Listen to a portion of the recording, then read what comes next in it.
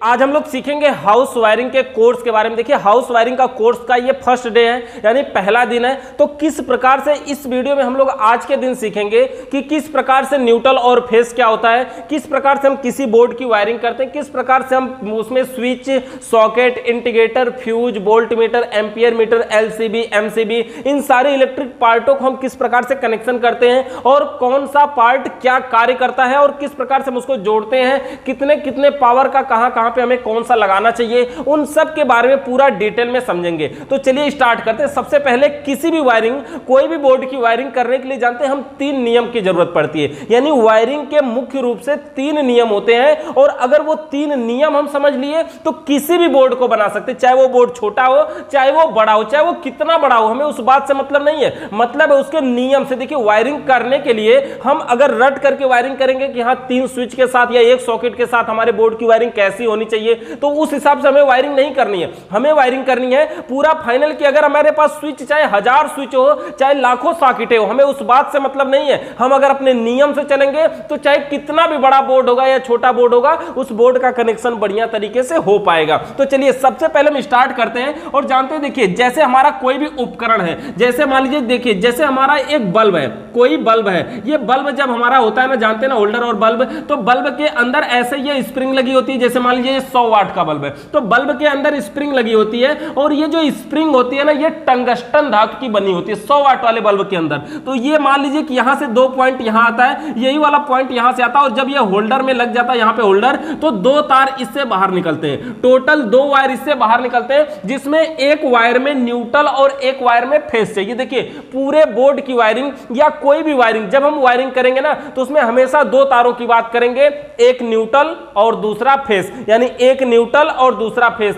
और कोई भी वायरिंग होगी, चाहे बल्ब हो, पंखा हो, टीवी हो, रेडियो हो, चाहे कोई भी इलेक्ट्रिक उपकरण हो, वो इन्हीं दोनों से मिलकर के चलता है, न्यूट्रल और फेस। और ये न्यूट्रल और फेस को कहीं कहीं ठंडा गर्म के नाम से जाना जाता है। तो न्यूट्रल और फेस जो हमें खंबे से मिलता है, ये सीधे हमें खंबे से मिलता है, यानी कि पोल या खंभों से मिलता है। ये हमें 2 तार, एक का नाम होता है न्यूट्रल और एक का नाम होता है फेस, इसी को हम यूज करते हैं। देखिए, सबसे पहले अगर हम न्यूट्रल और फेस की बात करें ना, तो जानते हैं न्यूट्रल, देखिए जमीन के अर्थ से भी लिया जा सकता है तो भी ये काम करता है। फेस में वोल्टेज होता है और न्यूट्रल होता है, ये दोनों जब तक नहीं मिलते कोई भी उपकरण काम नहीं करता। यानी कि किसी भी उपकरण को कार्य करने के लिए न्यूट्रल और फेस दोनों की आवश्यकता पड़ेगी। केवल फेस से वो कार्य नहीं कर सकता और ना ही केवल न्यूट्रल से कार्य कर सकता है। जब भी कार्य करेगा उसको न्यूट्रल और फेस दोनों की आवश्यकता पड़ेगी। जैसे मान लीजिए ये बल्ब है, इस बल्ब को हमें जलाना, ऑन करना है, तो यहां पे हमें 2 तार मिल गए ना, इन दोनों तारों में एक में न्यूट्रल और एक में फेस अगर पहुंच गया तो ये बल्ब हमारा ऑन हो जाएगा, मतलब जलने लगेगा। तो ये बल्ब हमारा क्या होगा, ऑन हो जाएगा, मतलब जलने लगेगा। तो किसी में न्यूट्रल और किसी में फेस पहुंच सकता है, पहली बात तो ये भी है। यानी कि देखिए, जैसे हमने ऊपर न्यूट्रल लिखा, नीचे फेस लिखा, अगर हम इसको पलट देते हैं, मान लीजिए कि इस फेस वाले पॉइंट को हम ऊपर लिख देते हैं और न्यूट्रल को नीचे लिख देते हैं, तो भी कोई प्रॉब्लम नहीं होगी। ऐसा नहीं कि नहीं बल्ब कम जलेगा या ज्यादा जलेगा या फ्यूज हो जाएगा, ऐसा कुछ नहीं होगा, ये नॉर्मल जलता रहेगा। किसी में न्यूट्रल, किसी में फेस पहुंचाया जा सकता है, दिया जा सकता है। इसी प्रकार से जैसे मान लीजिए अगर हमारे पास बल्ब नहीं है, फैन है, तो फैन से भी मुख्य रूप से हमारे पास 2 तार मिलेंगे और इन दोनों तारों में अगर एक में न्यूट्रल और एक में फेस पहुंचा तो ये हमारा फैन भी चलेगा। यानी कि कोई भी इलेक्ट्रिक उपकरण हो, जैसा कि आप जानते हैं ना, टीवी वगैरह जब चलाते होंगे, मोबाइल चार्ज करते हैं, तो चार्जर का जो पॉइंट होता है वो 2 होता है ना, तो एक में न्यूट्रल और एक में फेस मिलेगा तो वो चलेगा। हाँ, किसी में न्यूट्रल किसी में फेस हो सकता है, दाहिने या बाएं से कोई फर्क नहीं पड़ता। जैसे देखिए कैसे इसको हम कर सकते हैं। जैसे मान लीजिए कोई बोर्ड है, ये बोर्ड की एक 5 पिन सॉकेट है। 5 पिन सॉकेट मतलब समझते हैं ना, जिसमें 5 पिन खोसने वाली बनी होती है, इसे हम 5 पिन सॉकेट के नाम से जानते हैं। तो इसके एक साइड का ये दोनों पिने एक होती हैं और दूसरी साइड का दोनों पिने एक होती हैं और ये बीच वाला पॉइंट फ्री होता है। तो मान लीजिए कि इस बोर्ड में पता नहीं किधर न्यूट्रल और किधर फेस दिया गया है और इसी बोर्ड से, इसी सॉकेट से हमें इस बल्ब को जलाना है। तो इस बल्ब को जलाने के लिए हम क्या करेंगे, सबसे पहले ये न्यूट्रल और फेस का ये जो दोनों तार है, इसको हम लेकर के आते हैं यहां और इसमें लगा होता है एक 2 पिन टॉप। 2 पिन टॉप का मतलब समझते हैं, जो खोसने वाला पॉइंट होता है ना 2 पिन वाला, तो वो 2 पिन टॉप के नाम से जाना जाता है। तो उसको हम लगाते हैं और अगर इसको हम यहां से सीधा खोस देते हैं तो सीधा सीधा ऐसे खोसेंगे तो क्या होगा, इस बल्ब में पावर पहुंचेगी और बल्ब हमारा ऑन हो जाएगा। और मान लीजिए कि अगर हम इसको सीधा न खोस के इसको पलट के खोस दे तो क्या ये बल्ब हमारा नहीं जलेगा? क्या यहां पे अगर टीवी लगी रहेगी तो कहेगी वो हम नहीं चलेंगे? ऐसा कुछ नहीं होगा ना। कोई भी इलेक्ट्रिक उपकरण हो, अगर उसमें न्यूट्रल फेस मिल रहा है तो वो चलेगा, न्यूट्रल फेस चाहे किसी में भी मिल रहा हो। जैसे ये पंखे का ही तार है, जैसे मान लीजिए आप अपने घर पे मोबाइल ही चार्ज करते हैं, चार्जर जब हम लगाते हैं ऐसे सीधा ना तो हमारा मोबाइल चार्ज हो रहा होता है, लेकिन जब ही थोड़ा सा दिक्कत होती है तुरंत चार्जर निकाल के हम पलट देते हैं, यानी तुरंत उल्टा कर देते हैं और फिर भी हमारी मोबाइल चार्ज होती है ना। तो इससे हमें क्या पता चलता है कि न्यूट्रल की जगह पे फेस और फेस की जगह पे न्यूट्रल हो सकता है, लेकिन कभी भी न्यूट्रल और फेस आपस में नहीं टच होना चाहिए। शॉर्ट सर्किट कब होती है? जब न्यूट्रल फेस आपस में मिलता है। और समझिए कोई भी उपकरण हो ना, केवल एक सप्लाई से काम नहीं करता। जैसे मान लीजिए कि ये फेस है यहां पे, और ये फेस की पावर इस बल्ब के एक पॉइंट में दे दिया गया और यही वाला फेस ले जाकर के बल्ब के दूसरे में भी दे दिया गया, यानी एक ही बल्ब के दोनों पॉइंट में फेस जा रहा है। तो क्या होगा, ये बल्ब फ्यूज हो जाएगा, शॉर्ट कर जाएगा, क्या होगा? कुछ नहीं होगा, कोई भी प्रॉब्लम नहीं होगी। किसी एक उपकरण में अगर एक ही तार दे दिया जाए, चाहे वो दोनों में न्यूट्रल दे दिया जाए, चाहे दोनों में फेस दे दिया जाए, तो कोई भी प्रॉब्लम नहीं होगी। जैसे मान लीजिए ये बल्ब का वायर है, बल्ब के वायर को दोनों को एक में सटा दीजिए, एक ही में, और ले जाकर के इसको यहां से सॉकेट में जोड़ दीजिए, तो क्या हमारा बल्ब ऑन हो जाएगा? नहीं जलेगा। क्या बल्ब फ्यूज हो जाएगा? कुछ नहीं होगा। चाहे दोनों फेस में जाए, चाहे दोनों न्यूट्रल में जाए, कुछ भी नहीं होगा। जैसे एक हाथ से ताली नहीं बजती ना जब तक दोनों ना मिले, उसी प्रकार से जब तक न्यूट्रल और फेस दोनों नहीं मिलेगा ये बल्ब नहीं जलेगा। लेकिन एक ही में टच होने से ये शॉर्ट भी नहीं करेगा। शॉर्ट क्यों नहीं करेगा समझिए। जैसे मान लीजिए कि ये हमारी कोई पावर है न्यूट्रल की और यहां पर हमारी पावर है फेस की। ये तार गया है खंबे वाला, एक तार ये न्यूट्रल का है और एक फेस का है और ये खंबे का दोनों तार है। सोचिए कि अगर एक यहां से हमने फेस को लिया, एक फेस, और ये फेस हमने लिया दूसरा, और इन दोनों को अगर हम आपस में टच कराएं तो क्या हमारी लाइट शॉर्ट हो जाएगी? नहीं शॉर्ट होगी। क्यों नहीं होगी? क्योंकि ये फेस एक ही है ना, फेस एक ही है। वही फेस यहां से निकल के जा रहा है, यहां से निकल के जा रहा है, ये खुद आपस में डायरेक्ट टच है।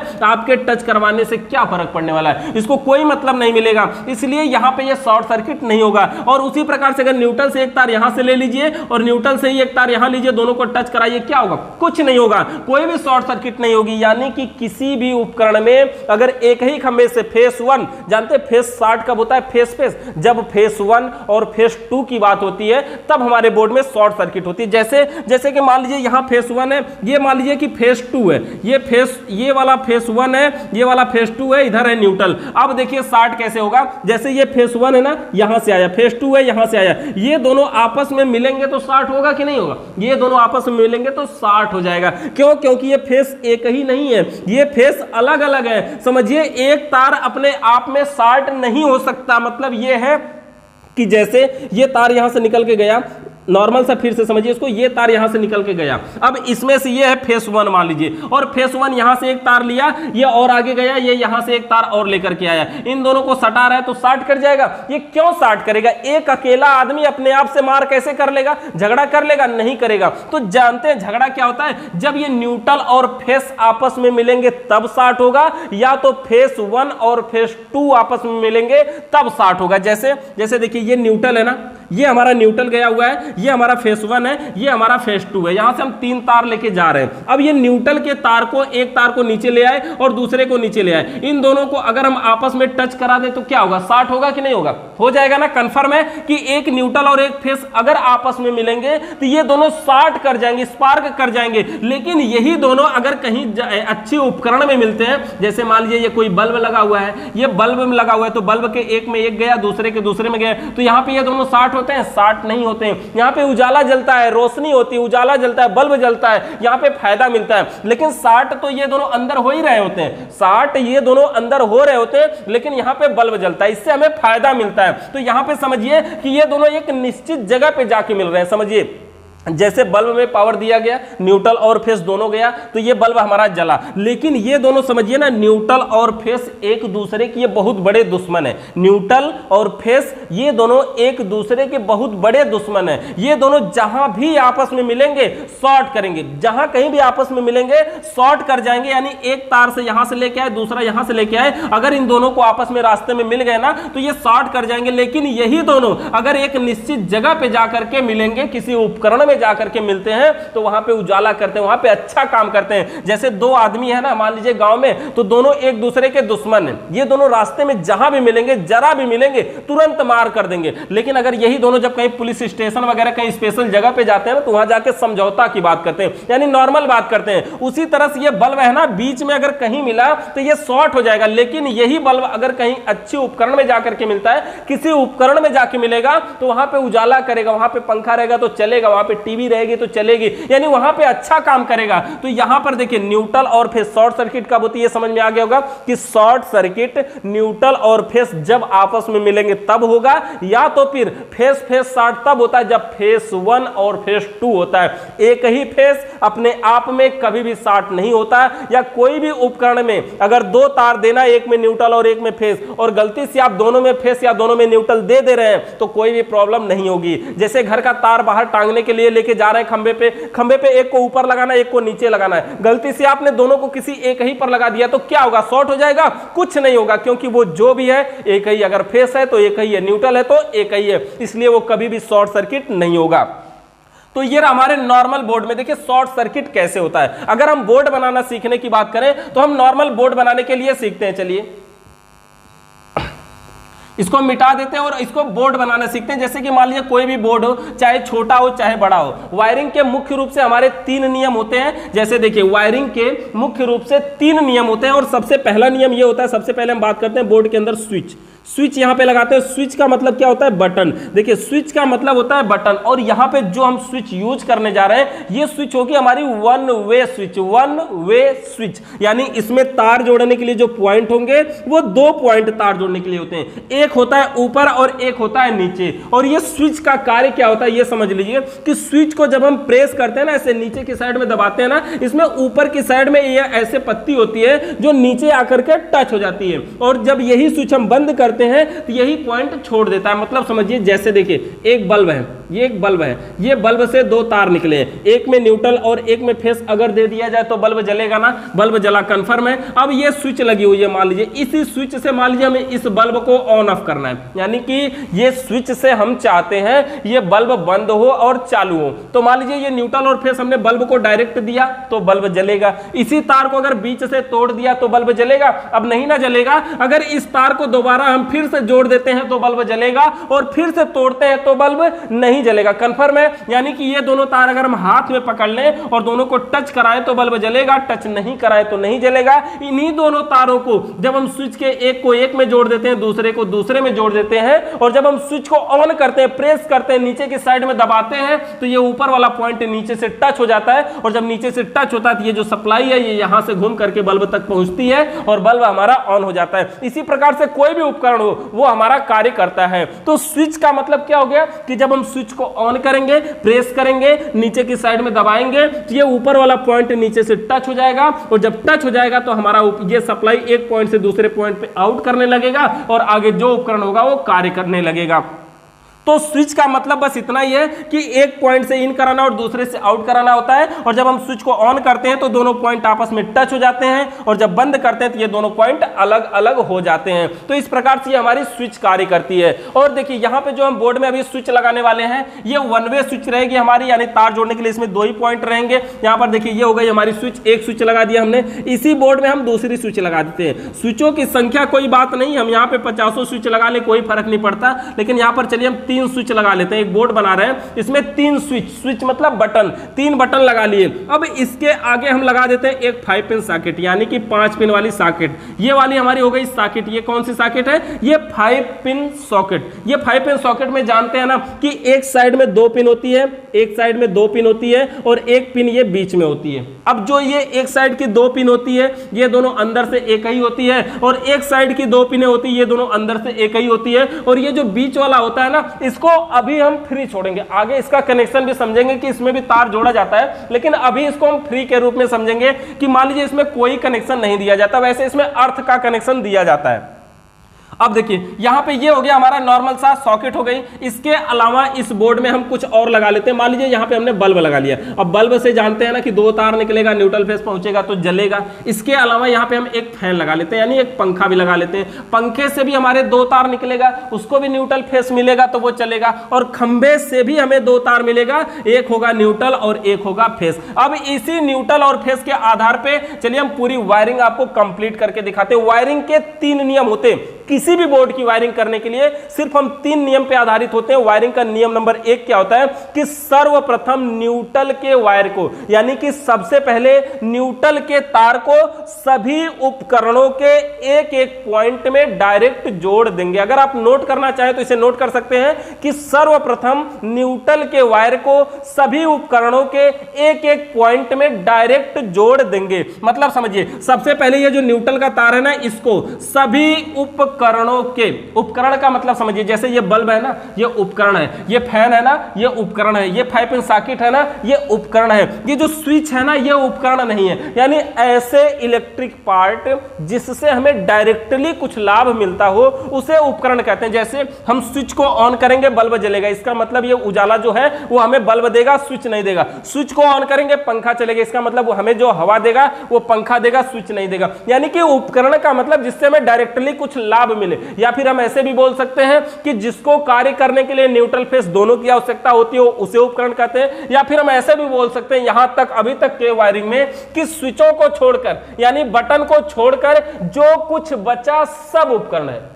यानी कि स्विच यानी बटन को छोड़कर जो कुछ इसमें बचेगा वो सब उपकरण है, यानी सब के सब उपकरण है। तो इस बोर्ड में टोटल कितने उपकरण है? 3 उपकरण। कौन कौन से हैं? देखिए, ये बल्ब है उपकरण, ये फैन है उपकरण और ये सॉकेट है उपकरण। इसके अलावा इसमें और कोई उपकरण नहीं है। आगे हम और इसको बना करके वायरिंग बताते हैं, लेकिन उससे पहले समझते हैं। देखिए, सबसे पहले न्यूट्रल के वायर को सभी उपकरणों के एक एक पॉइंट में देना है। यानी देखिए, ये बल्ब है ना, इसके एक पॉइंट में न्यूट्रल देना है। न्यूट्रल किसी में दे सकते हैं, दाहिने या बाएं से कोई फर्क नहीं पड़ता, बस किसी एक में न्यूट्रल जाना चाहिए। तो न्यूट्रल के वायर को किसी एक उपकरण में दे दिया। अब देखिए, ये भी एक उपकरण है ना, इसके भी एक पॉइंट में न्यूट्रल तो जाना ही चाहिए ना, तो यही न्यूट्रल ले जाकर के इसके भी एक पॉइंट में देते हैं। किसी में दे सकते हैं, दाहिने बाएं से मतलब नहीं है। देखिए, ये जिसमें दिए उसी वाले से लेकर के गए अगले में। आगे और कोई उपकरण है, ये 5 पिन सॉकेट भी एक उपकरण है ना, इसके भी एक पॉइंट में ले जाकर के हम न्यूट्रल दे देते हैं। किसी में दे सकते हैं, दाहिने या बाएं में, इसमें भी कोई बात नहीं है। यानी नियम नंबर 1 हमारा पूरा हो गया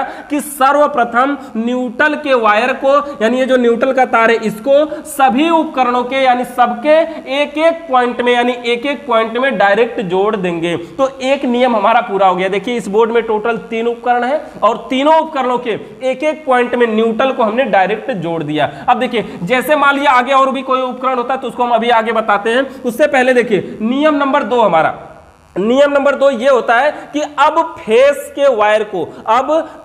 के वायर को सभी स्विचों के निचले पॉइंट में डायरेक्ट जोड़ देंगे। यानी कि ये जो फेस का वायर है ना, ये जो फेस का तार है, इसको सभी स्विचों मतलब बटन के निचले पॉइंट में, मतलब समझिए स्विच में ये है ना, ये 2 पॉइंट है, ये ऊपर है ये नीचे, यहां ऊपर है ये नीचे, ये ऊपर है ये नीचे है। तो कहां जोड़ना है फेस के वायर को? सभी स्विचों मतलब बटन के निचले पॉइंट में डायरेक्ट जोड़ना है। यानी ये स्विच का निचला पॉइंट है, इसके एक पॉइंट में डायरेक्ट जोड़ देंगे। ये भी स्विच का निचला पॉइंट है, इसके भी जोड़ना है। एक ही में नहीं जोड़ना है, सभी स्विचों के निचले पॉइंट में जोड़ना है। ये भी स्विच है ना, इसके भी निचले में जोड़ना है। अगर मान लीजिए कि एक स्विच यहां पर लगी होती तो हम क्या करते? इसके भी निचले पॉइंट में यहां नीचे से ले जाकर के उसको जोड़ते। और भी कहीं अगर स्विच होती तो क्या करते? उसके भी निचले पॉइंट में जोड़ते। यानी कि जितनी स्विच यानी बटन दिखाई दे, सभी के निचले पॉइंट में फेस को डायरेक्ट ले जाकर के जोड़ना है। यानी फेस के वायर को सभी स्विचों यानी बटन के निचले पॉइंट में डायरेक्ट जोड़ देंगे। यहां तक देखिए हमारा क्लियर हो गया 2 नियम। अब पहला नियम मान लीजिए कि अगर यहां पर बल्ब लगा है, एक बल्ब यहां पे अगर और लगा होता तो क्या करते? पहला वाला नियम फिर से पूरा करते ना। ये जो न्यूट्रल का वायर सभी उपकरणों में गया है तो न्यूट्रल यहीं से ले जाके इसको भी हम दे देते, ऐसे ही तो जोड़ते ना। और भी कोई उपकरण अगर लगा होता, मान लीजिए यहाँ पे एक पंखा भी लगा हुआ है, तो हम क्या करते?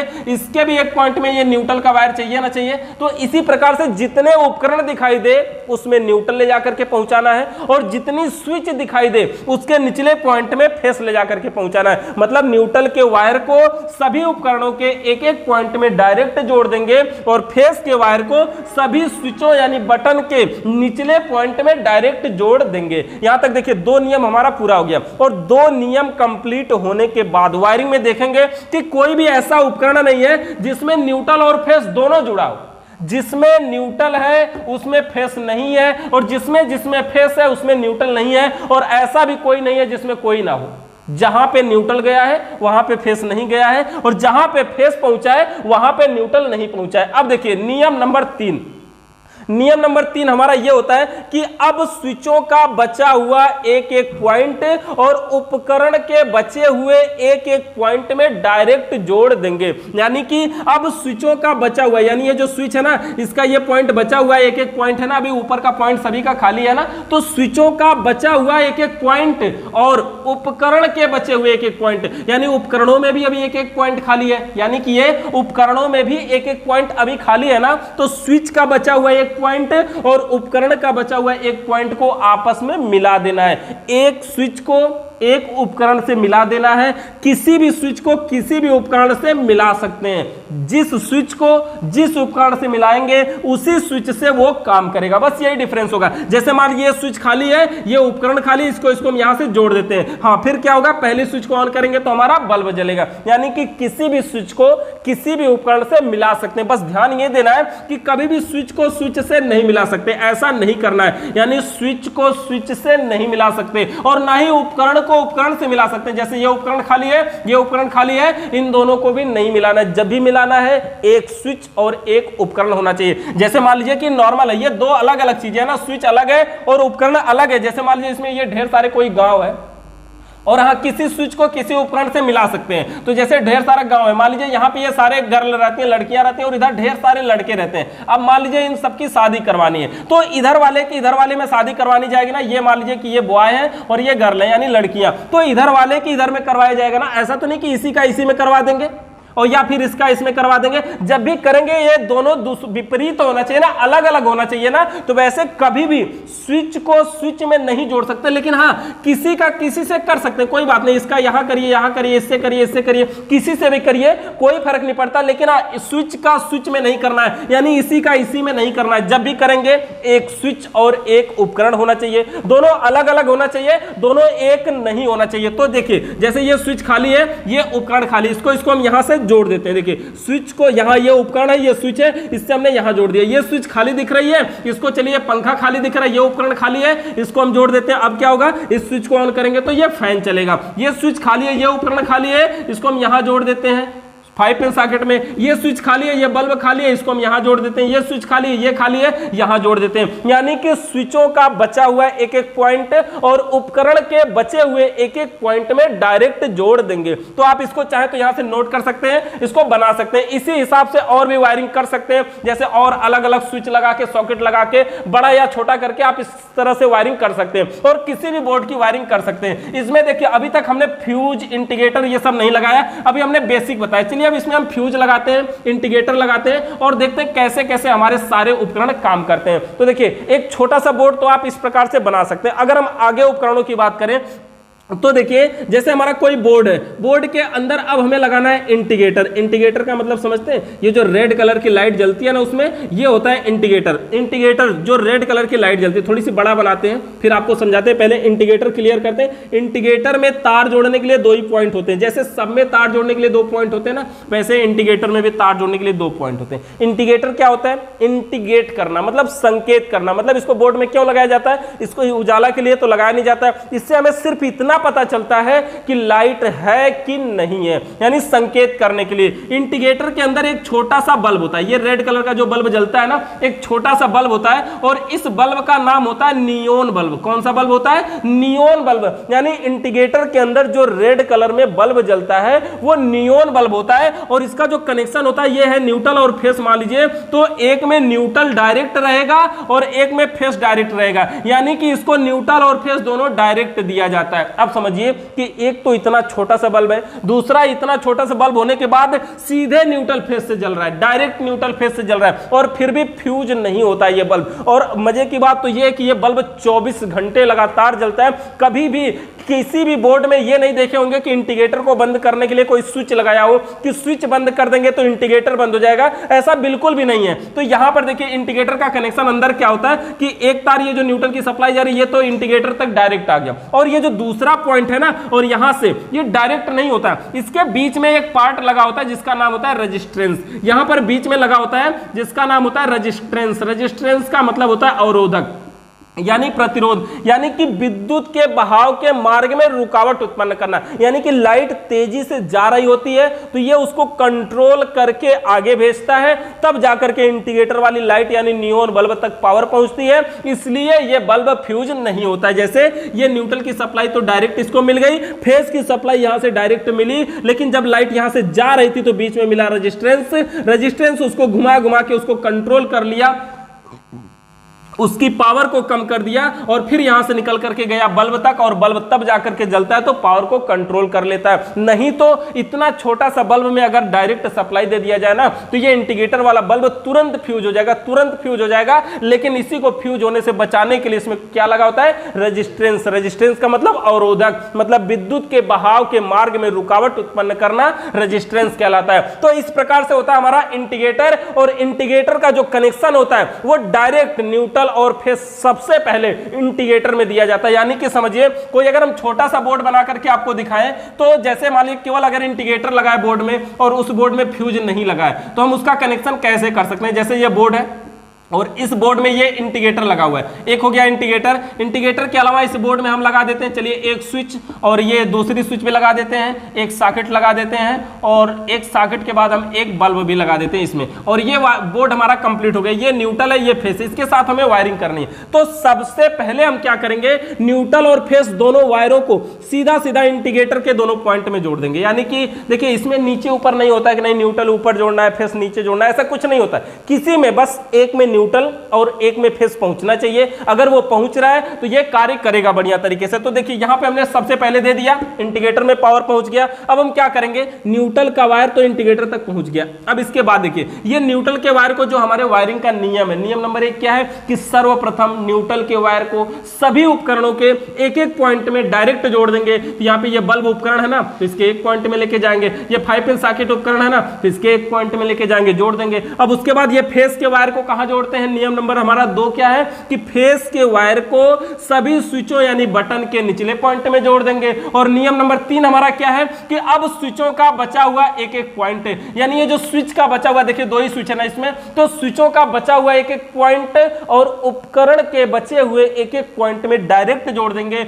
मतलब ये स्विच खाली है, ये उपकरण खाली, इसको जोड़ देते हैं। ये स्विच खाली है, ये उपकरण खाली है, इसको जोड़ देते हैं। यानी स्विचों का बचा हुआ एक एक पॉइंट और उपकरण के बचे हुए एक एक पॉइंट को आपस में जोड़ देंगे। किसी भी स्विच को किसी भी उपकरण से जोड़ सकते हैं, जिस स्विच को जिस उपकरण से जोड़ेंगे उसी से वो कार्य करेगी। तो इस प्रकार से हम बोर्ड को बना सकते हैं। अगर इस बोर्ड में देखिए अभी तक तो हमने केवल इंडिकेटर लगाया, मान लीजिए कि इंडिकेटर के साथ इस बोर्ड में अगर फ्यूज भी लगा हो, तो हम उस बोर्ड को कैसे जोड़ सकते हैं। फ्यूज क्या होता है, फ्यूज होता है हमारा कि अगर किसी कारण से हमारी सर्किट में, हमारे घरों में आवश्यकता से एक निश्चित सीमा से अधिक लाइट आ जाती है तो फ्यूज में लगा एक पतला सा तार जल जाता है, जिससे हमारे पूरे घर की सुरक्षा होती है। फ्यूज होता कैसा है, देखिए फ्यूज नॉर्मल कुछ नहीं होता है। फ्यूज इस प्रकार से होता है, तार जोड़ने के लिए इसमें ऐसे 2 पॉइंट होते हैं, और आप जानते हैं ना फ्यूज में ऐसे ऊपर से एक फ्यूज खोसते हैं तो उसके अंदर हम एक पतला सा तार बांध देते हैं, ऐसे पतला सा तार। ये तार क्या करता है, बस ये लाइट को एक पॉइंट से दूसरे पॉइंट तक पहुंचाने का काम करता है। और जब कभी लाइट आवश्यकता से अधिक आती है, तेज आती है, तो यही वाला जो पतला वाला तार है ये टूट जाता है, जल जाता है, गल के खत्म हो जाता है, जिसकी वजह से पावर एक पॉइंट से दूसरे पॉइंट पे नहीं पहुंच पाती है और हमारा उपकरण आगे जो घर में लाइट है वो नहीं जाती है और हमारे सारे उपकरण जलने से बच जाते हैं। मतलब समझिए ये जलता क्यों है, लाइट अधिक आ जाती है तो क्यों ये उड़ जाता है। अगर ये समझना चाहते हैं, जैसे देखिए ये न्यूट्रल है, ये फेस है, कोई उपकरण मान लीजिए यहां पर हम एक बल्ब लगा देते हैं, बल्ब में 2 वायर है, न्यूट्रल को हम डायरेक्ट जोड़ देते हैं। इसका जो कनेक्शन होता है ये क्या होता है कि फेस के तार को एक पॉइंट में देते हैं और दूसरे से ले करके अपने घर में दे देते हैं। और हमारे सारे उपकरण देखिए, ये जो सप्लाई है यहां से यहां जाएगी, जिसके अंदर पतला सा तार लगा है उसके जरिए यहां आएगी, उसके बाद निकल करके यहां से पहुंचेगी, तो ये जो बल्ब हमारा वो ऑन होगा। अब मान लीजिए कि नॉर्मल लाइट आ रही है जब तक 220 वोल्ट, देखिए हमारे जो जितने भी उपकरण होते हैं ना वो सब 220 वोल्ट पे काम करते हैं। तो मान लीजिए कि लाइट 220 वोल्ट आ रही है, तब तो ये हमारा बल्ब जल रहा है, ठीक ठाक जल रहा है। और 220 वोल्ट से अगर अधिक आई तो ये पतला सा तार जल जाता है। ये कैसे जलता है, देखिए जब तक यहां से फेस की सप्लाई पहुंची तो ये जो तार की मोटाई है ना ये पूरा अधिक होती है, यानी कि पूरा वायर होता है, पूरा केबल होता है या जो भी है पूरा मोटा तार होता है। और यहां से जो आउट होता है ना वो भी मोटा तार होता है। लेकिन बस ये फ्यूज के अंदर जो तार जोड़ा गया होता है ये बहुत पतला सा तार होता है, सिर्फ एक तार होता है या दो तार होता है। तो ये क्या होता है कि जितनी लाइट इस मोटे तार में से आ सकती है उतनी तो यहां से आ नहीं सकती, ये पतला है। तो जितनी लाइट इस मोटे वाले वायर से आ सकती है उतनी यहां से नहीं आ सकती है। तो क्या होगा कि यहां से अगर लाइट तेज आती है तो ये तार तो पूरा सह लेता है, ये जो मोटा तार है ये तो सह लेता है, उसको आने देता है। लेकिन ये जब पतले तार में वो लाइट प्रवेश करती है ना ये उसको सह नहीं पाता है, तो ये क्या होता है टूट जाता है। और ये तार टूट गया तो लाइट आगे नहीं जा पाएगी। जैसे मान लीजिए कोई चौड़ा रोड है और ये रोड आगे जाकर के कहीं पतला हो गया, अब पतला हो गया उसके बाद फिर चौड़ा हुआ, तो क्या होगा ये कमजोर रोड है, तो क्या होगा यहां से ज्यादा लोग जा रहे हैं, जितने लोग जा रहे हैं अगर ये लोग सारे लोग इस पे जब चढ़ जाएंगे तो क्या होगा, ये पुल है मान लीजिए तो वो टूट जाएगा तो कोई भी वहां से आगे नहीं जा पाएगा। और अगर यहां से लाइट आगे नहीं जाएगी तो सारे उपकरण में घर में लाइट नहीं जाएगी, और यानी कि ये तो रास्ता ही पूरा बंद कर देगा ना। लेकिन तो आज के समय में कुछ लोग फ्यूज के अंदर तो इतना मोटा तार जोड़ देते हैं ना कि पूरा बोर्ड जल जाए, लेकिन फ्यूज अंदर का पतला तार नहीं जलता है। तो यहां पे हमें ऐसा नहीं करना चाहिए, इसके अंदर बिल्कुल पतला सा तार जोड़ना चाहिए और नॉर्मल जोड़ना चाहिए, जिससे कि अगर अधिक लाइट आती है तो ये फ्यूज लगाने का मतलब निकल सके। नहीं तो मोटा तार जोड़ देंगे तो फ्यूज लगाने से कोई फायदा नहीं होगा आपका, बस केवल दिखावटी के लिए लगा रह जाएगा कि हाँ इसमें फ्यूज लगा है। तो इस प्रकार से फ्यूज हमारा लगता है। और फ्यूज का हम अगर बोर्ड के साथ कनेक्शन आपको करके दिखाएं कि फाइनली अगर सब कुछ लगा हो, यानी कि फ्यूज भी लगा हो, इंडिकेटर भी लगा हो और स्विच और सॉकेट और बल्ब और फैन जैसे सारे उपकरण लगे हो, तो उसका कनेक्शन हम कैसे कर सकते हैं। तो जैसे देखिए बोर्ड में जब फ्यूज लगता है ना तो सबसे पहले फ्यूज और फ्यूज के तुरंत बगल में लगा देते हैं इंडिकेटर। अब देखिए फ्यूज लगाए और फ्यूज के तुरंत बगल में इंडिकेटर लगा दिया। अब हमें कनेक्शन करना है, ये हमारा न्यूट्रल है और ये फेस है। देखिए कोई भी वायरिंग की जब हम शुरुआत करेंगे ना तो न्यूट्रल और फेस से करेंगे। तो ये हो गया हमारा न्यूट्रल एक और ये हो गया हमारा फेस। चलिए हम इसका कनेक्शन कर दें। तो न्यूट्रल के वायर को जब तक हमारे बोर्ड में फ्यूज नहीं था हमने क्या किया, न्यूट्रल और फेस दोनों के वायर को इंडिकेटर के दोनों पॉइंटों में जोड़ा। यानी ये न्यूट्रल है तो इसके एक पॉइंट में जोड़ दिया और ये फेस है तो इसके दूसरे पॉइंट में जोड़ते थे। लेकिन अब क्या करना है, ये जो फेस का वायर है ना इसको सबसे पहले लेके जाना है और फ्यूज के ऊपर वाले में देना है, यानी इन कराना है, और दूसरे से आउट कराने के बाद ले जाके इंडिकेटर को देना, और दूसरे से आउट कराने के बाद ले जाके इंडिकेटर में देना। इससे क्या होगा कि अगर ये फ्यूज उड़ेगा तो इंडिकेटर भी बंद होगा। नहीं तो अगर आप फेस को डायरेक्ट यहां दिए रहते तो फ्यूज उड़ जाता और इंडिकेटर जलता रहता, यानी ये बताता कि लाइट है लेकिन ये लाइट घर में नहीं रहती क्योंकि फ्यूज उड़ जाता। तो इसलिए फ्यूज से आउट कराने के बाद इंडिकेटर को दिया जाएगा। देखिए इंडिकेटर एक उपकरण होता है, इसमें न्यूट्रल और फेस दोनों पहुंचेगा तभी ये कार्य करेगा। तो न्यूट्रल को हमने यहां पे ऊपर दे दिया और फेस के वायर को फ्यूज से होते हुए यहां तक इंडिकेटर तक दे दिया और पावर ये पहुंच गई। अब जहां लेके जाना यहां से न्यूट्रल ले जाइए, यहां से फेस ले जाइए और पूरे घर की वायरिंग कर लीजिए, चाहे कुछ भी लगाओ। जैसे मान लीजिए कि ये स्विच लगी है और यहां पर ये एक 5 पिन सॉकेट लगी है, एक स्विच और एक सॉकेट लगी है मान लीजिए। तो हमें क्या करना होगा, सबसे पहले ये न्यूट्रल का वायर का जो हमारा नियम है कि न्यूट्रल के वायर को सभी उपकरणों के एक एक पॉइंट में जोड़ देंगे और फेस के वायर को कहां जोड़ते हैं, स्विचों के निचले पॉइंट में, और बचा हुआ एक एक पॉइंट को उपकरण से मिला देते हैं। तो इसमें एक ही पॉइंट उपकरण और एक ही है स्विच, एक ही स्विच एक ही उपकरण है, तो इसको एक को एक से मिला देंगे और इस प्रकार से हम एक नॉर्मल वायरिंग बना सकते हैं। यानी कि किसी बोर्ड में अगर फ्यूज और इंडिकेटर लगा हुआ है तो इस प्रकार से हम जोड़ेंगे, न्यूट्रल को डायरेक्ट इंडिकेटर में जोड़ा गया है, फेस को डायरेक्ट यहां पे फ्यूज के ऊपर में इन करा के नीचे से आउट करा के तब इंडिकेटर को दिया गया है। इसके बाद जहां ले जाना है, ये न्यूट्रल है ले जाइए, ये फेस है ले जाइए और पूरे घर की वायरिंग जो जो अंदर उपकरण लगा हो वो पूरी कंप्लीट वायरिंग कर सकते हैं। तो इस प्रकार से हम एक नॉर्मल यानी कि फ्यूज और इंडिकेटर अगर किसी बोर्ड में लगा है तो नॉर्मल बोर्ड की हम वायरिंग कर सकते हैं, कनेक्शन कंप्लीट कर सकते हैं। अब देखिए बात रही कि फ्यूज इंडिकेटर के अलावा हमारे बोर्ड में एक और इलेक्ट्रिक पार्ट लगता है जिसका नाम होता है बोल्ट मीटर। क्या होता है, बोल्ट मीटर।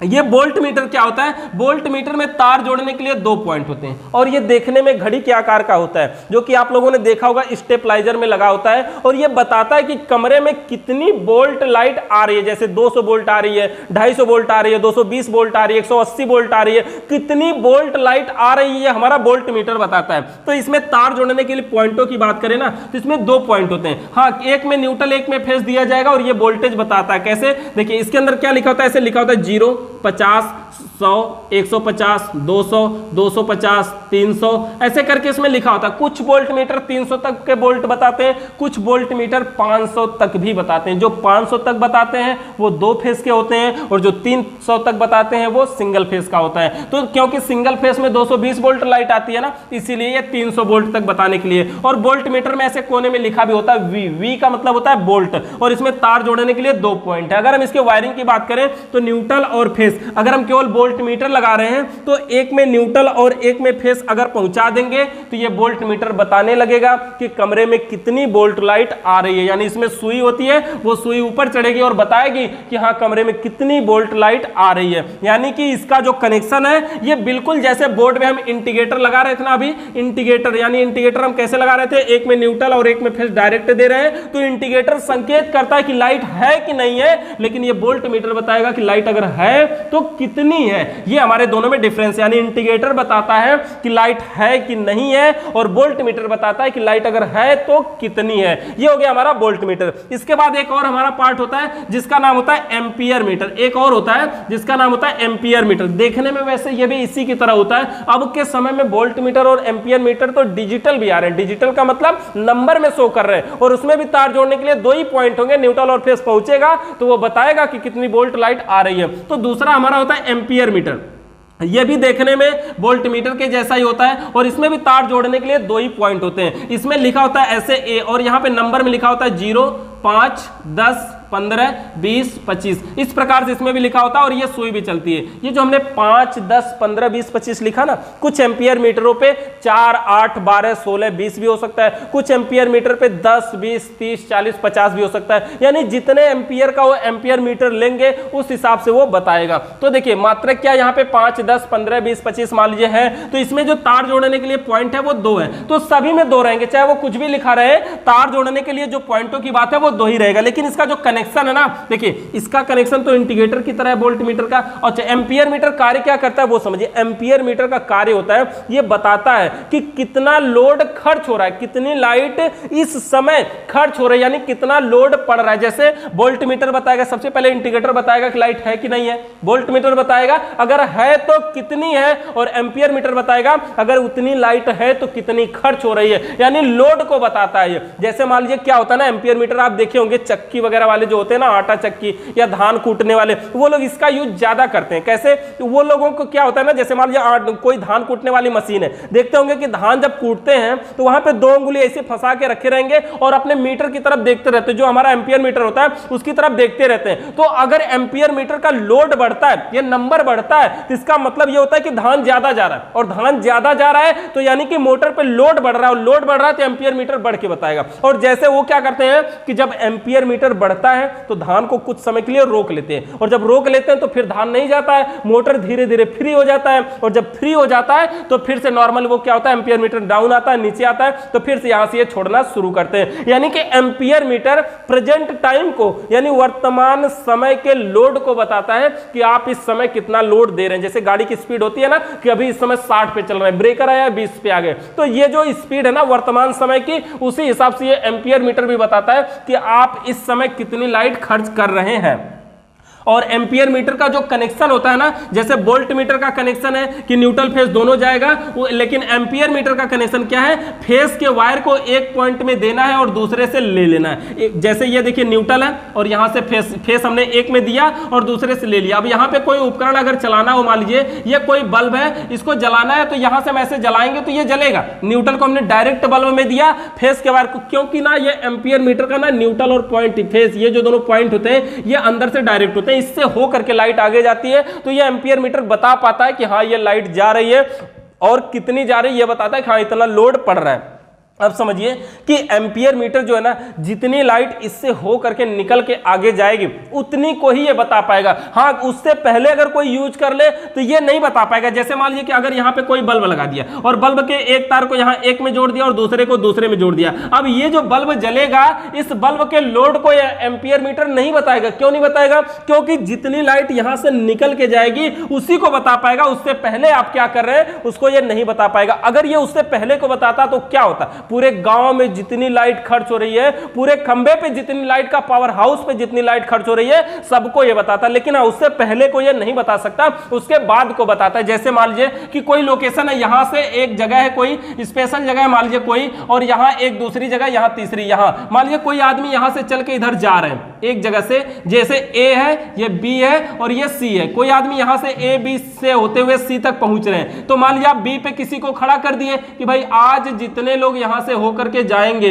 यहां सी के पास, सबको बताना कि यहां कितने जा रहे हैं। तो अब मान लीजिए कि ये तो यहां पे गिनता रहेगा, हाँ ठीक है कितने जा रहे हैं सबको बताएगा। लेकिन कोई अगर बीच में से ही शॉर्टकट मार के दूसरे रास्ते से निकल के वहां पहुंच जाए तो इसको क्या पता कि यहां कितने गए, इसकी वाली संख्या को वो काउंट नहीं ना कर पाएगा, इसकी वाली संख्या को। इसका मतलब यह हुआ कि अगर उससे पहले कोई पावर लेता है तो एम्पियर मीटर नहीं बताता। जितनी लाइट एम्पियर मीटर से निकल के जाएगी सिर्फ उतने को यह बताएगा, उससे पहली वाली पावर को बिल्कुल भी नहीं बताएगा। तो इस प्रकार से यह कार्य करता है हमारा एम्पियर मीटर। और जब वोल्ट मीटर और एम्पियर मीटर अगर दोनों एक साथ लगे हों और कंप्लीट कनेक्शन हम आपको अभी करके दिखाते हैं एक बोर्ड का कि किस प्रकार से हम उसका कनेक्शन कर सकते हैं। जैसे मान लीजिए कि अभी इसके बाद हम एलसीबी और एमसीबी को भी समझेंगे, उससे पहले एक बार समझ लेते हैं। जैसे मान लीजिए कि ये हमारा, सबसे पहले हम वोल्ट मीटर बना लेते हैं। जैसे मान लीजिए ये हमारा वोल्ट मीटर है, ये हो गया हमारा वोल्ट मीटर। इसमें लिखा है ऐसे 50 100 करके ऐसे ऐसे लिखा है, 200 250 तक लिखा है। मान लीजिए 200 तक हमने लिख दिया और इसमें तार जोड़ने के लिए 2 पॉइंट, ये हो गया ना हमारा वोल्ट मीटर। इसके अलावा अगर बोर्ड में हमारे ये एम्पियर मीटर लगा, ये हो गया एम्पियर मीटर। इसमें भी तार जोड़ने के लिए 2 ही पॉइंट, इसमें लिखा है ऐसे 5 10 15, ठीक है। और यहाँ पे देखिए इसमें सुई भी होती है चलती है, इसमें भी सुई होती है चलती है, ये 2 पॉइंट हो गए। अब अगर बोर्ड में हमारे इसके अलावा फ्यूज भी लगा हुआ है, चलिए हम फ्यूज को थोड़ा सा इधर ही बनाते हैं। यहाँ पे ये बोर्ड में हमारे फ्यूज लगा हुआ है, फ्यूज के बगल में इंडिकेटर भी लगा हुआ है। इंडिकेटर के अलावा पूरा बोर्ड है, मान लीजिए चाहे जितनी भी स्विच या सॉकेट हो कोई फर्क नहीं पड़ता। यहाँ पर हम 2 स्विच लगा देते हैं, एक बल्ब लगा दिया हमने और एक पंखा लगा दिया, यानी एक स्विच से बल्ब जलाएंगे और एक स्विच से पंखा चलाएंगे। और जो हमारे खंबे की पावर होगी वो 2 होगी, न्यूट्रल और फेस। तो देखिए सबसे पहले हमें इसकी वायरिंग करनी है, तो न्यूट्रल के वायर को वोल्ट मीटर के एक पॉइंट में देंगे ना, क्योंकि वोल्ट मीटर कैसे बताता है, जब इसको न्यूट्रल और फेस दोनों मिलेगा तब बताएगा, यानी एक में न्यूट्रल और एक में फेस मिलेगा। तो अब ये वोल्ट मीटर बताने लगेगा कि कितनी वोल्ट लाइट आ रही है। अब इसके बाद ये जो न्यूट्रल का पॉइंट है इसको अगर हम लेकर के जा रहे हैं, देखिए आगे एम्पियर मीटर है, उसको न्यूट्रल से मतलब नहीं होता, एम्पियर मीटर को न्यूट्रल से मतलब नहीं होता। न्यूट्रल सीधे लेकर के जा रहे हैं हम इंडिकेटर के एक पॉइंट में देंगे, जो हमारे घर के अंदर लेके चले जाएंगे, यानी उपकरणों में देना है तो इंडिकेटर में देना है, बल्ब में देना है, फैन में देना है। न्यूट्रल की वायरिंग हो गई कंप्लीट। अब बात रही फेस की, देखिए फेस के वायर को केवल हम यहां वोल्ट मीटर के एक पॉइंट में दिए हैं ना, यही फेस का वायर लेकर के जाएंगे और एम्पियर मीटर के एक पॉइंट में इन कराएंगे। और ये क्या होगा, ये रास्ते से जब लाइट निकल के जाएगी तब ये काउंट करना शुरू करेगा कि कितनी लाइट निकल के जा रही है। तो अब इससे निकालने के बाद हम बोर्ड में देंगे फ्यूज में, और फ्यूज क्या करेगा, अब ये सुरक्षा के लिए लगाया गया कि लाइट अगर तेज आएगी तो तार जल जाएगा। और फ्यूज से जब हम आउट करवाएंगे तो देंगे इंडिकेटर को, अब इंडिकेटर संकेत करेगा कि लाइट है कि नहीं है, बोर्ड तक पहुंच रही कि नहीं पहुंच रही है। और इसी फेस के वायर को आगे हमारा नियम है कि फेस के वायर को सभी स्विचों यानी बटन के निचले पॉइंट में डायरेक्ट जोड़ देंगे। और नियम नंबर 3 हमारा यह है कि स्विचों का बचा हुआ एक एक पॉइंट उपकरण के बचे हुए एक एक पॉइंट से डायरेक्ट जोड़ देंगे। किसी स्विच को किसी उपकरण से जोड़ सकते हैं, स्विच को स्विच से या उपकरण को उपकरण से बस नहीं जोड़ सकते। तो इस प्रकार से देखिए हम नॉर्मल बोर्ड इस प्रकार से बना सकते हैं, जिसमें हमारा वोल्ट मीटर, एम्पियर मीटर और फ्यूज और इंडिकेटर, बल्ब, फैन और स्विच लगी हो, इतना बड़ा बोर्ड को हम बना सकते हैं। अब बात रही एक और पार्ट है एमसीबी और ईएलसीबी। अगला पार्ट हमारा है एमसीबी और ईएलसीबी। देखिए एमसीबी और होता है हमारा ईएलसीबी। देखिए दोनों को हम समझते हैं बारी बारी से। सबसे पहले हम समझते हैं एमसीबी को। एमसीबी का पूरा नाम होता है मिनिएचर सर्किट ब्रेकर। ऐसे miniature circuit breaker, miniature circuit breaker का मतलब इसका काम क्या होता है समझिए। जैसे एमसीबी देखे होंगे, वो जो ऐसे नहीं गिर जाती है तो फिर इसके ऊपर उठाने के लिए पॉइंटर होता है, तो उसको ऊपर उठा देते हैं, उसको हम बोलते हैं एमसीबी। एमसीबी का कार्य होता है पूरे घर में कहीं भी शॉर्ट सर्किट होती है तो ऑटोमेटिक तरीके से से सप्लाई को कट कर देगी। यानी एमसीबी का कार्य शॉर्ट सर्किट को कट करना होता है। जैसे देखिए फ्यूज का कार्य क्या होता है, ओवरलोड होने पे आवश्यकता से अधिक लोड पड़ता है, शॉर्ट होता है तो भी वो उड़ता है। लेकिन ये एमसीबी जो है ना बहुत प्रोफेशनल है, कहीं पे शॉर्ट सर्किट होती है गिर जाती है, गिर जाने का मतलब ये मत समझिए जमीन पे गिरती है, उसका एक नोब होता है ना वो नीचे की तरफ हो जाता है, तो वो नीचे हो जाता है जिससे आगे लाइट नहीं जाती है और उपकरण जलने से बच जाते हैं। तो एमसीबी का पूरा नाम होता है मिनिएचर सर्किट ब्रेकर, यानी मेन सर्किट ब्रेकर, यानी पूरे घर में कहीं पर शॉर्ट सर्किट होने पे मेन सर्किट को ब्रेक कर देगा। मेन सर्किट ब्रेकर यानी मेन सर्किट को ब्रेक कर देगा, मतलब रोक देगा, मतलब आगे नहीं जाने देगा। और जब लाइट आगे नहीं जाएगी तो कोई उपकरण खराब कैसे होगा, सारे उपकरण खराब होने से बच जाएंगे, उसमें कोई भी प्रॉब्लम नहीं होगी। यानी मिनिएचर सर्किट ब्रेकर यानी मेन सर्किट ब्रेकर, यानी उपकरण को जलने यानी खराब होने से बचा लेगा। तो एमसीबी होता है। और एमसीबी के अलावा जो दूसरा हमारा होता है ना वो होता है ELCB।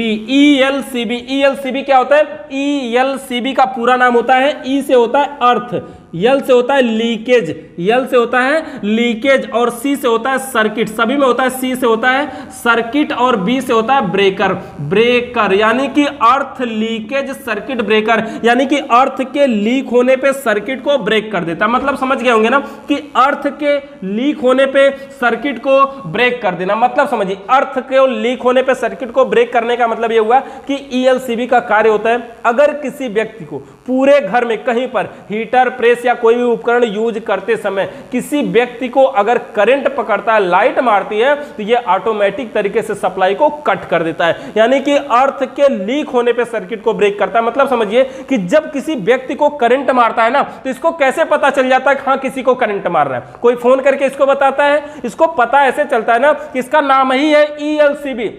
जब किसी व्यक्ति को करंट मारता है तो मनुष्य के शरीर से लाइट को अर्थ मिलता है, और जब भी इसे अर्थ मिलेगा ये सप्लाई को कट करेगी। यानी अर्थ के लीक होने पे सर्किट को ब्रेक कर देना। यानी कि अगर ELCB बाहर लगी है और कहीं भी अगर शॉर्ट सर्किट हुआ, शॉर्ट सर्किट नहीं, किसी व्यक्ति को अगर करंट मारा या फिर कोई तार कट गया है, वो तार दीवार से टच हो रहा है और उस दीवार में नमी है तो भी वो सप्लाई को कट कर देगा। यानी उसको लगेगा कि कहीं से अर्थ लीक हो रहा है, और इसका नाम ही यही है, अर्थ के लीक होने पे सर्किट को ब्रेक कर देना, यानी ELCB यानी अर्थ लीकेज सर्किट ब्रेकर। मार्केट में एमसीबी खरीदने जाएंगे ना 100 रुपए, 150 रुपए, 120 रुपए, 130 रुपए की एमसीबी मिल जाती है जो शॉर्ट सर्किट होने पे सप्लाई को कट करती है। लेकिन ELCB खरीदने जाएंगे मिनिमम 1500 रुपए से इसकी स्टार्टिंग मिलेगी आपको, कम से कम 1500 रुपए, उससे प्लस में ही है। लेकिन इसका काम भी तो अलग है ना कि किसी व्यक्ति की जान बचाती है तो 1500 रुपए की है, और ये शॉर्ट सर्किट होने पे कट करता है तो 100 रुपए की है। तो ये दोनों में डिफरेंस है और दोनों देखने में एक जैसे होते हैं। इसके अगर हम डायग्राम की बात करें,